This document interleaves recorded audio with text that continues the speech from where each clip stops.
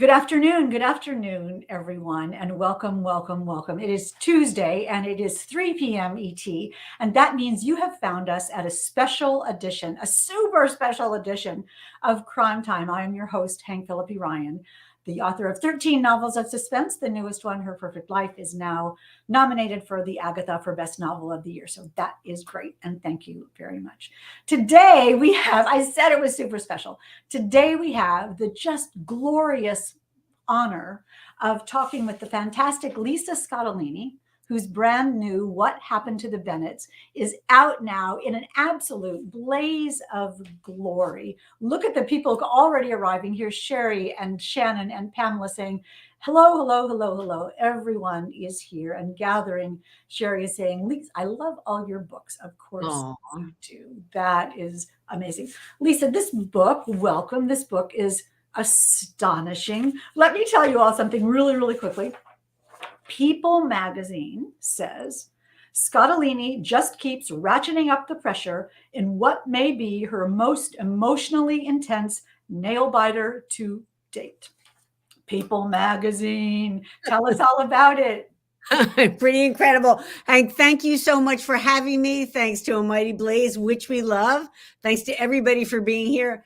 But Hank, you're too nice to do this because you know I love and adore you as a person. And I also love your novels. And Her Perfect Life was amazing. Your best yet. I think you just, I'm so excited for you. I know politically I'm not supposed to say, hope you win, but I hope you win. Thank you. But Louise Penny is also nominated. Also yes, lovely to be in her company, as well as yes. the other marvelous nominees. But thank you. And she is terrific too. And we are, but I'm just really thrilled to be here today. And thanks for all the nice things you said. And yes, People Magazine. I actually just got back from going to the Wawa and buying 5 copies. What is the Wawa? And tell us why you bought 5 copies. Because, well, the Wawa is the Philly version of 7-Eleven. And we all live in Wawa because you end up like needing everything. So you're always running into a convenience store. And I bought 5 copies because, you know what the funny thing is? I know 3 years from now I will throw them away. But what I do though, because I'm going to tell you what I'm a dork I am, since people are here, we might as well tell them the low down dirty truth. This is my kind of new office. That's a long story. I got rid of my ex-husband's pool table. That's thing 2. It's a whole new story. But my upstairs office is where I have, because I have so little self-esteem, I frame everything good that happens to me. So if People Magazine picks you as book of the week, you get 5 copies of People Magazine. You frame it, you get 3 so they get the frame right and get everything right and the title. And then you put it on your wall to bolster your sagging view of yourself. And that's why. Writers are so needy. I mean, I love hearing this because if someone like you can admit to needing a pat on the back, it really proves that maybe there's no hope for any of us. That room, Lisa, must be astonishing. What all is on the walls? Well, everything good that has happened to me in 30 years, except for my daughter, which is the best thing that has happened to me in 30 years. But yes, I absolutely admit it. Everybody needs a pat on the back. I need a big hug and maybe like a French kiss. Does anyone say that anymore? I mean, no one says that anymore. How would we know? I don't have any idea. I love positive reinforcement and I give it. And I think it's important to express love and joy and gratitude. I feel it all the time, don't you? I mean, in this job, in a life in books, maybe because we've both been at this for a while and I feel like we've both earned this career so hard that I know how sweet it is to be at a place where you have a book and you have a wonderful publisher and there are people who wait for it. And that's just, it's a dream come true. It really is. Is it a dream come true? Have you always wanted to be a writer? I was a lawyer, but I secretly always wanted to be a writer. I secretly always wanted to be Nancy Drew. So if you're not going to be Nancy Drew, the second best thing you can be is to write like Nancy Drew and write about characters like Nancy Drew. And so yes, secretly, yes. I mean, being a lawyer is being a storyteller as well as weaving a persuasive tale to tell people, to convince them that the world is a certain way. And that's a huge talent. That's a huge skill. I love what you said about Nancy Drew, because I felt the same way about Sherlock Holmes. And I decided that it might be cooler to be Sherlock Holmes than write about Sherlock Holmes. And I think that may be why I became an investigative reporter, which is it's the same sort of decision that got made. Have you been having, I mean, this is a strange time to Yeah. put out a book.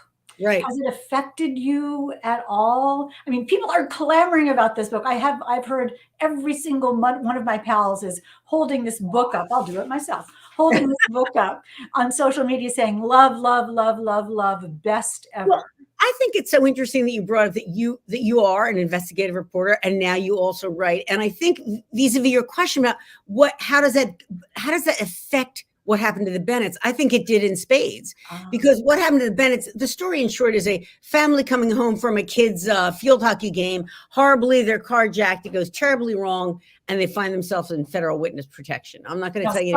Stop. Don't tell any more than that, because what I need to do is first thank you for your kind words about A Mighty Blaze. We absolutely love it. And if you are new to Crime Time on A Mighty Blaze, let me just remind you or tell you that A Mighty Blaze was started about 2 years ago at the beginning of the pandemic by the fabulous powerhouse team of Jenna Blum and Caroline Levitt to sort of keep us together and keep us discovering new books. And so authors like Lisa and all of our wonderful pals can connect with you and see you even from the gorgeous comfort of your own downstairs office, not the upstairs office where all the glory walls are. But it's important to keep us together, and it's important to keep us talking about books, and it's important to keep our community together. And that's what A Mighty Blaze was formed to do. And we are now into our third year persevering, as we are all persevering.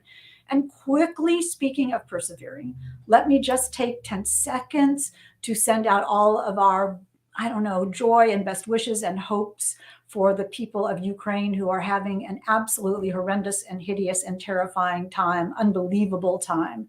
And again, it shows us that we are all about community and that we are all about sticking together for justice and good and communication. And we are lucky that, gosh, when someone comes knocking at our door, it is not terrifying. And so we are heartbroken for Ukraine and wish them all the best.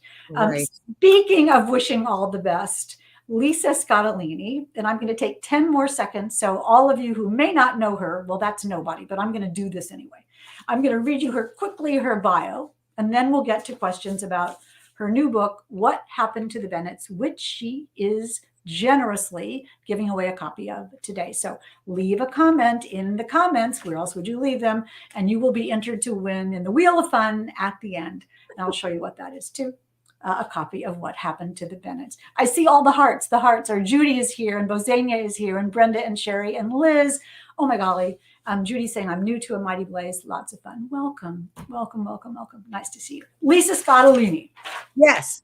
Is the #1 best-selling author of 34 novels, including her brand new domestic thriller, What Happened to the Bennetts. This is the choreography. And her first ever historical novel, Eternal. Look at that gorgeous thing. It's beautiful and fantastic. There are more than 30 million of Lisa's books in print, and she is published in more than 35 countries. She also has a series of humor books written with her fabulous daughter, Francesca Saratella, based on their weekly column in the Philadelphia Inquirer. Lisa has served as president of Mystery Writers of America. I think they gave you a tiara for that. And taught a class called Justice in Fiction at the University of Pennsylvania Law School, her alma mater. And you all know Lisa Scottoline and her new book right now, What Happened to the Bennetts. So I want to talk to you about parental love and betrayal and justice and heroes and being a regular guy, all those kinds of things. So I don't want to say too much. And you said the book started out with a carjacking where a suburban family. Talk a little bit about that, how it just begins, because whoa, from page 1, it takes off. Well, you're so sweet. And I just want to tie in with what you started to say earlier, because I thought it was such an interesting point. We live in such a complex and turbulent time, really. And to a certain extent, institutions are letting us down. You know, regardless of what your political stripe is, you're probably not real happy with Congress or the Supreme Court. And I've been writing over the arc of time where I remember when you couldn't, like, people couldn't even name a Supreme Court member. Now we all have opinions. Oh, that's all Michigas and Ajita and other words for all the stuff we're feeling. But I think it's so interesting when you said you were an investigative reporter. And I think as a writer, and especially if we write, crime fiction, which has a protagonist like Jason Bennett's, what I love is that I love the non-expert sleuth. I love a guy who's a regular guy. In fact, for Jason, I channeled my dad, and who's going to be in this horrible situation, which could happen. And we're all in horrible situations, and we don't even get the pandemic and world war, right? We have really difficult stuff to deal with. And for myself, I think I wouldn't have written this book 10 years ago. Right now, I feel like I was feeling, wow, you've got to go within. You've got to use your own resources. You've got to find power you didn't know you have. That's what we're doing every damn day lately. And do I sound pissed? Yeah, kind of. But I mean, we are all trying to find that fortitude and that resilience and that staying power that I think we have in spades. So I think in answer to your question, that's how it kind of bleeds into the book in the best way, even though it sounds kind of grim. But well, I do think finding, what you said about finding power that you didn't know you have is such the driving force of this book, such the growth of Jason Bennett, who starts out as a dad with a wife and 2 kids, in a happy life. I was reading something that said every good novel, there's only one plot in every good novel, and that is something happens that shouldn't. And what is it that happens at the beginning, right at the beginning of this book? Interesting. That's interesting. Yeah, I've heard that the idea of every novel, there's only 2 plots. A man goes on a quest, or a stranger comes to town, which is sort of interesting. Because in a way, this is which is the same. It's the same story, depending on your point of view, right? Exactly, you genius. I thought of that the other day, and I was like, why doesn't anyone say that? And here you said it. That's exactly right. So, and basically what Jason is a little of both, because here he is in this horrible situation. And what I sort of learned briefly was that the family finds themselves in witness protection. And when you learn enough about witness protection, and I take my research really seriously and do it pretty thoroughly. And even though I joke around something like this, and what I learned is that the federal witness protection program has never lost anybody. They have kept everybody alive in their care. Wow. But also they generally are hiding away previous felons who are looking for a new life and looking for salvation, and not to mention a monthly stipend. So at least for starters. So they haven't generally, that I was able to research, had a whole family that's just a normal family on Facebook and Insta and yoga class and girlfriends and the dad who has a business and the mom who has a business. You get the idea. What's going to happen to that family? I said, well, realistically, what would happen, and what I only do the book about what would logically happen next. And what starts to happen with them is the threat to them is not extrinsic. It is not bad guys attacking them. It is from within, that they start to implode and crumble when you take away everything that they hold dear, mainly their connections to family, to friends, to the outside world. I mean, it's just so chilling. The book is so chilling, and it starts, as you were saying, with the carjacking of this family. And on page 1, we learn so much about each of the main characters in this family. Brilliantly. Talk a little bit about how you did that and why you did that. Oh, you're so nice to say that, because really, I had a hard job, because not that I'm whining about it, but I was like, Lisa, I talk to myself a lot because I live alone, right? Like, Lisa, dogs look up. You said something yet. But it's a little bit like, our job as writers is to show and not tell. Like, I don't want to tell you about the people. I want to show you how they react, and then you draw your conclusion. People who read are smart. And I said, well, this is interesting, because the idea for this book, weirdly, just came out of the fact that one day I was tailgated. I was tailgated on the very stretch of road in this book. I changed its name.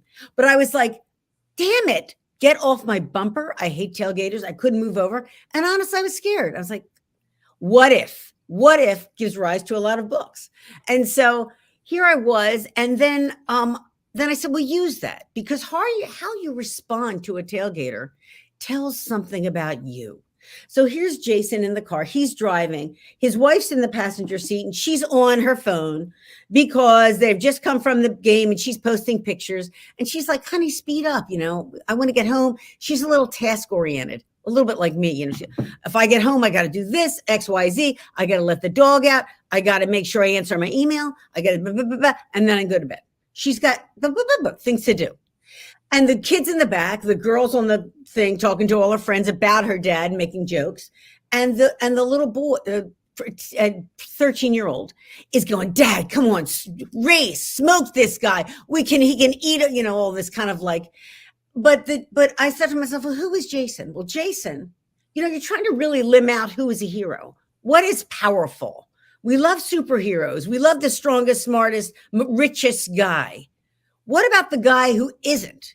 What about an ordinary great guy who is perfect husband material? Like if I met this guy, I would never divorce him. I'm pretty sure about that.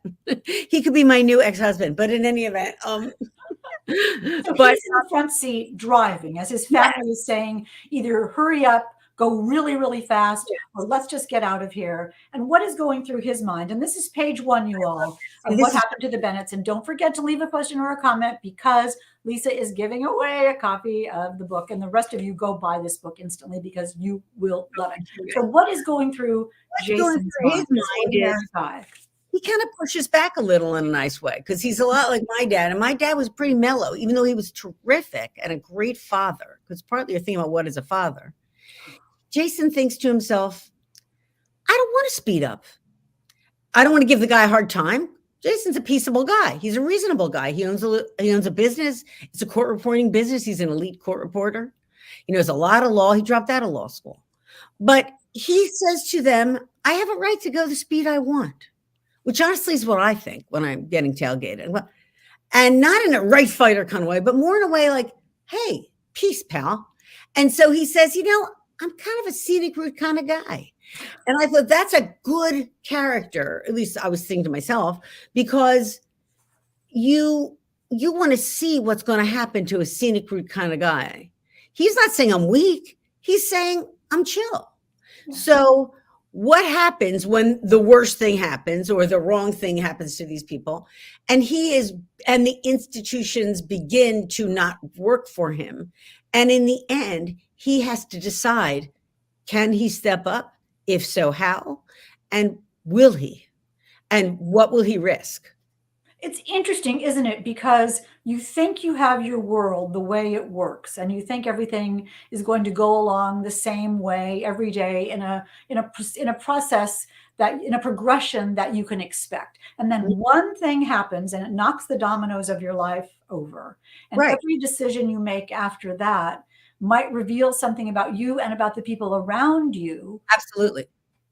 Emotionally, and emotions and secrets and powers. Talk a little bit about how you developed the character. I mean, you don't pull any punches in this book. It's suspenseful and heartbreaking and gasp worthy throughout. How did you create this story? Because everything happens for a reason in it. Right. And I think you just create. Now, I would encourage anybody who wants to write, and there's no rules. And I'm the poster child for there's no rules because I have no rules. I basically just start. This is my actual desk, my fancy desk. And I just say what would happen next. I do 2,000 words a day. And what would happen next ends up being, this is a really fascinating thing about it, that maybe if you listen to the show a lot and you're interested in books, you'll hear words like plot and voice and character, and you'll think those are 3 different elements. And in my experience, having written 30 some novels, I don't think they're different. I think they're of a piece, like mind and body. Like we used to think, oh, guess what? Your mind is related to how you feel. If you feel good, your health is better. And then a more progressive thinking came along to my mind, which was mind and body are the same thing. You can't say one influences the other. They actually occupy the same space at the same time, which is not a concept that we cotton to. It seems to go against natural law, but it doesn't, especially when it's a sort of ephemeral and not a tangible thing. So a plot. So what happens next in a book will be a beat of the plot or an event in the plot. It will also tell you something the character does, which will help define him as you go along for the reader. And by the way, for you, if you're an author that doesn't have an outline. And it will also be told in the voice of the character, which is Hank so helpfully pointed out, is his point of view, how he sees the world, you know? And so you're basically doing many things at once when you are writing it. And what's so cool about that finally is I think that it very much mirrors in a very interesting and I think a little bit magical way of what readers do. Because even though we're in a different time and space, we're in the same space when you read it and when I read it, because I didn't know what was going to happen. And I secretly think that you feel my anxiety, you poor thing, because I really don't know what's going to happen. And so when, you know, it's very nice that People magazine picked it. At one point they said, well, he becomes a really good investigator. I'm like, he's only as good an investigator as I am. I am no genius. I'm just some lady in the suburbs who figured something out that somebody put in that situation, seriously motivated, would have figured out. And I think your point about seriously motivated is so on point here, because it is, a book like this is all about, again, What Happened to the Bennetts is all about what does someone want or need and how far will they go to get it? And is that distance farther than they thought they would ever go? I mean, in a novel, somebody wants something, they're on their way to something, and something stops them. Right. And then the decision that they make at that point reveals action and reveals their character. Do they do the wise thing? Do they do the powerful thing? Do they do the loving thing? Do they do the selfish thing, the protective thing? What is it that they do? And we understand them from that, and the story goes ahead. And you're so great at that. Individual motivations clashing and churning along the way. Well, it's the great part of what we do because I love, and I think all writing breeds other writing. So keep on writing. It took me 5 years to get published. My first novel was never published. In fact, then I lost it. And then I just wrote another one.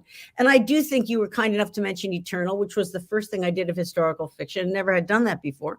But I learned honestly that there's no real difference. Thematically, I'm always writing about family and justice. And I think Bennett's is a different book because I wrote Eternal.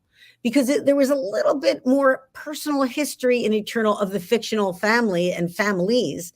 And then I found myself, because I'm oddly listening to What Happened to the Bennetts now, an audiobook, which is a sensational audiobook. And I can say that because I take no credit for it. Eduardo Ballerini is an amazing, amazing actor, narrator, thinker, poet. And he reads the book and he acts every role. And I thought, and weirdly, I listened to it like I didn't write it. I can't explain that except that I don't have a good memory. I'm like, oh, that's a good twist. Yeah. And that's what happened. I'm like, wow. Somebody had her coffee that day. But it really was. But the truth is, when you have this very serendipitous, what Margaret Maron, wonderful crime writer, used to say, when you don't outline, you allow for serendipity.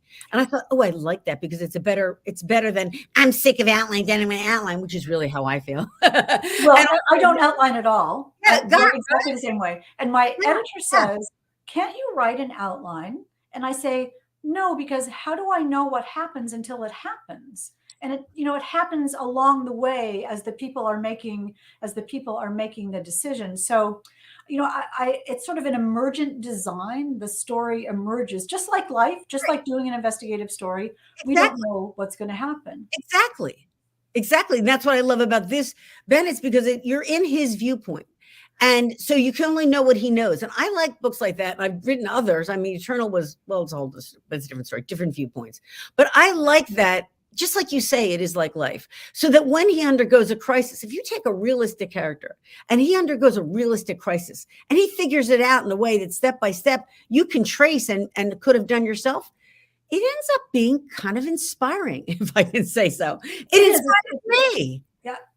Because it's relatable, because you think he does what I would do. I understand how much he loves his family. I understand how disappointed he is in the system. I understand how disappointed he is and how he thought justice would work and how he finds this in him. Did you name him Jason after the Greek mythological character? Is it Jason? I did. You did? Yeah, I actually did. That it's, I mean, it's so great because again, rising to the occasion. When you write, so you're writing this from Jason's point of Because view, Wait a minute, go ahead. What? I'm sorry. a man, a court reporter who loves his family. Do you Mhm. become him? Is it like method acting when you write? Yeah, I think you end up. Do you feel that way? I feel like you, to a certain extent, you start to channel that character. Now, he did have similarities from my father, but just the way like your mom. I always think of someone. Just think of someone you know really, really well. You like when they find us murder or something, and they go, "Well, he would never do that." There's people what they would do before they do it. The characters end up being like that. And I also I wanted to shine a spotlight people on a guy who I know a lot of court reporters. I'm a former lawyer, but I'm also a former paralegal. So I also know a lot of people in the legal profession who are not lawyers. And those people know a lot about law. And I also loved that it gave me a little bit of that meta analysis about truth. Because as he says in the book, I just heard it. I was like, oh, that's good. Where he said, not to be braggy, I just forgot that I put that in because I thought it. I didn't know I put it in. But he says something like, he's the one in the room who knows who's lying. Right? Because the lawyers might lie and the witnesses might lie, but he tells the truth. He is the only one in a room that keeps his oath, and his oath is to write it down true and correctly. And I love that. He has integrity, and I wanted to shine a spotlight on those people and give them the primacy they deserve. Because, go ahead, I'm sorry. No, it's really, I'm just soaking up what you're saying because my husband is a criminal defense attorney and we have the same conversation about the other people in the room. A court reporter, Right. Is invisible, but they hear everything. People ignore them, but they're seeing strategy and they're seeing manipulation and they know why people are saying what they're saying and how the stories can go together. And that's brilliant. That's brilliant for a They're man. brilliant. They're really brilliant. And also that in the real world, as a lawyer, I used the same court reporter. I became friendly with them. So they could have told you what my next question would be. And they could have told you what my objection would be. And they really have that they're conversant, but they're also an observer. And they're underestimated. Yeah. And Jason has a lot of skills that his daughter calls his superpowers. And I wanted to explore, what are our superpowers? What are ours? We have them. We're not, super Spider-Man. I love Spider-Man movies, but I don't really relate to him. I go, look at that cool thing he's doing, but I can't fly around. I'm afraid of heights, actually. And so what inspires me is something like this. As much as Spider-Man is fun, I want to help us get through whatever we have to get through. But you're so conversant in, so thoughtful, I would say, more and passionate about justice. What does justice mean, and what does truth mean? Right. And here's Jason, who his whole family is put in witness protection, as you said earlier. And as I was reading it, I thought, well, wait. Usually, people in witness protection are the bad guys who are being, as you said, paid or protected to rat out the worst guys. But this is so unique and so original that a regular family would be just plucked away from their universe, leaving behind everybody saying, what happened to the Bennetts? Well, right? It's unthinkable as applied. Just think about it for us. I do live alone, but also if I go, so I'm very connected. And to people, so if I wouldn't show up to I go to the movies every set, it doesn't matter, but I have a weird little schedule and I do these things. And if I didn't show up, and not call, I'm never even late. If I'm 15 minutes late, you should call 911. I'm that person, right? Okay. I like nice margins. I like to be calm. I don't like to stress myself out. So, I love that the comfort we give others in our lives. And I wanted to look at that too. Lucinda, who's the wife in this book, and I really like her as a character, even though she's different from Jason. She is a mother. She loves her mother very much. Her mother's in assisted living and memory care because she has Alzheimer's. How do you leave that person? We're very good at, I have my best friend, Laura. As soon as if she's in the air on a plane, she texts me when she lands. I landed. So does Francesca. I landed. We are checking in on each other all the time in the world. And those are the people, like my daughter always says, I'm always her speed dial. Mom's always who you call when something bad happens or something good. You can't check in. You can't even say, I'm okay, don't sweat it. So they're saying, so all of their friends from their old life are wondering what happens, worrying whether they've killed each other, worried whether there's been some disaster. And they're all connected on social media, and they can't, they're told, you do not exist anymore. Right. And that is such a brilliant plot, because even Lucinda's mom, who has Alzheimer's, doesn't really know she's not there, maybe. Yeah. So, but still, Lucinda is such a good person that she says, I have to see my mom. So this push-pull of what the greater good is in the search for justice is such a, I mean, this is a page turner, this is a thriller, but the bigger question, a bigger question included so seamlessly, is thinking about justice and what that means on a small level and on a super large level. Well, that's so kind of you to say. I mean, I think the thing is also it's embedded in his character that I make him, we think about, especially with thrillers, which I think I just want books to move fast. I don't want anyone to bore me, right? And so Jason, I sort of say, well, he's from Hershey, Pennsylvania, which is a little bit like where I live. I live in Chester County in Pennsylvania. It's very rural. It's the rolling hills of Pennsylvania.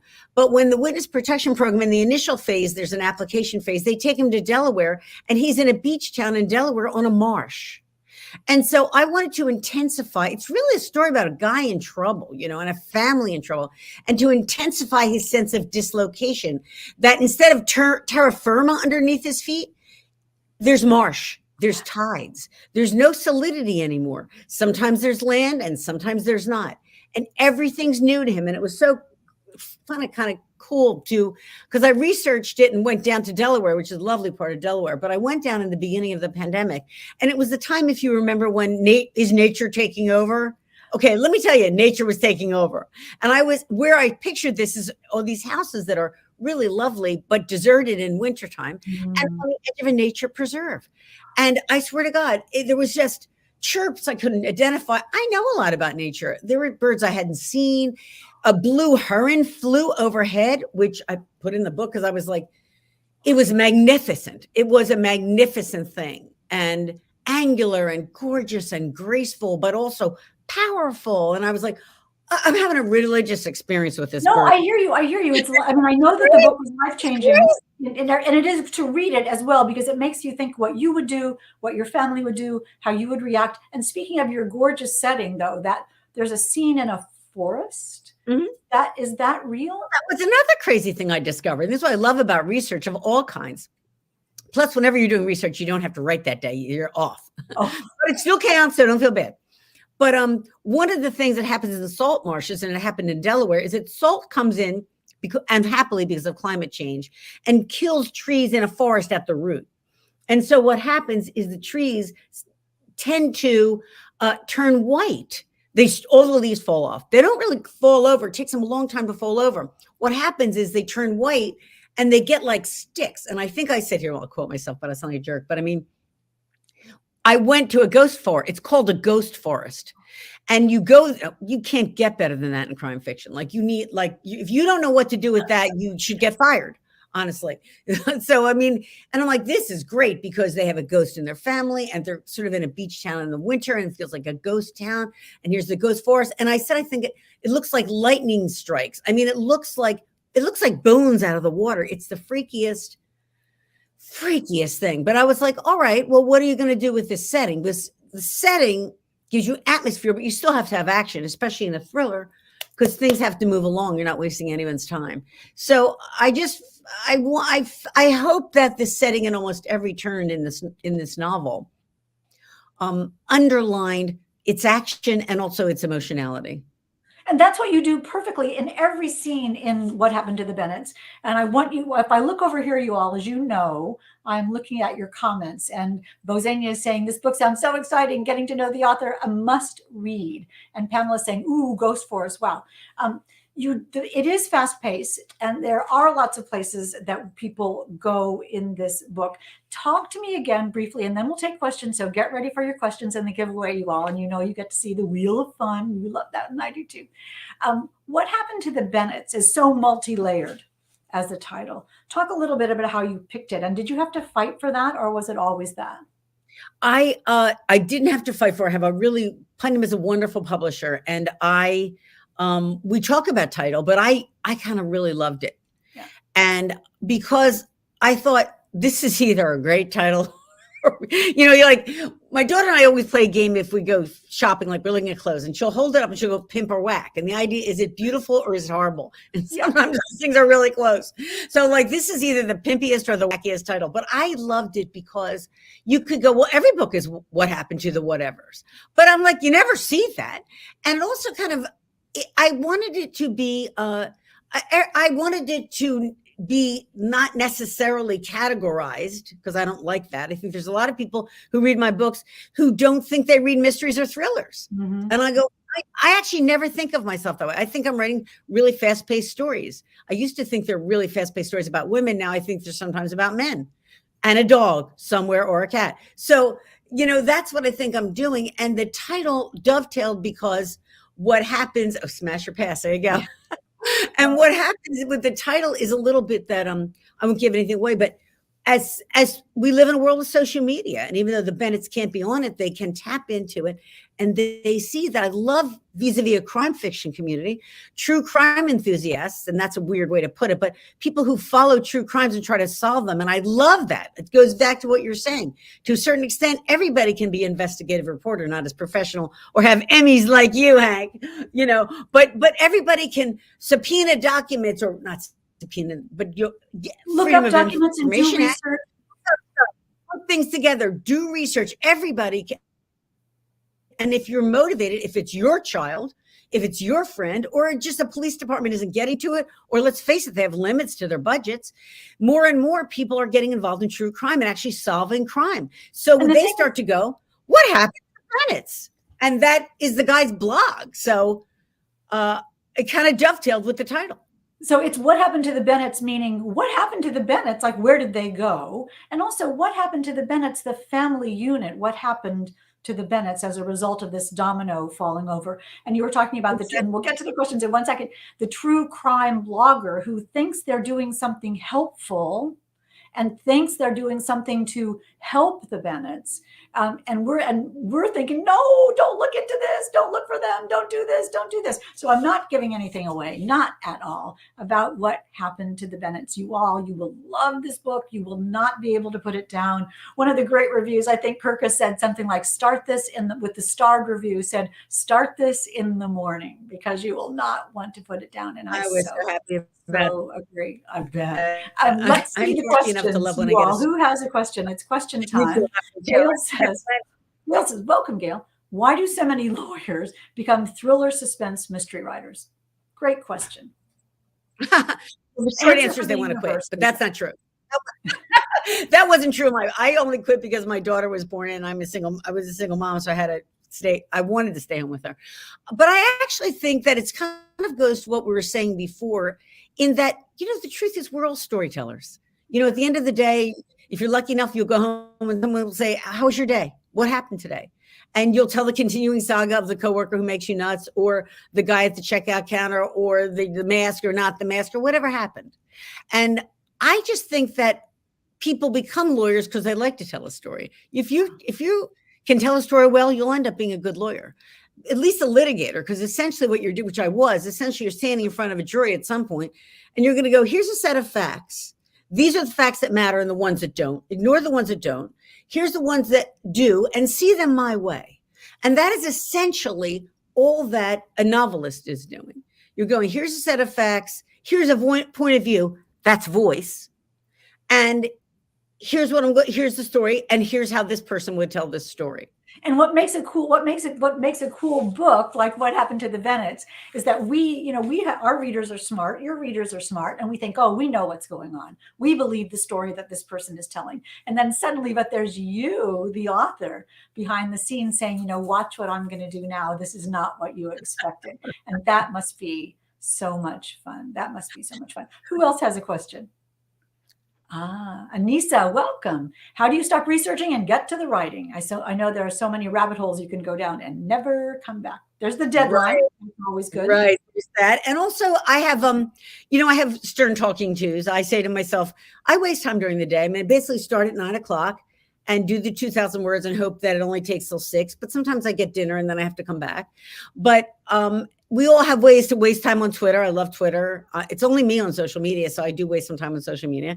But I am, I think that research can be really, really fun, but can also be that. It can also be a way to avoid the actual writing.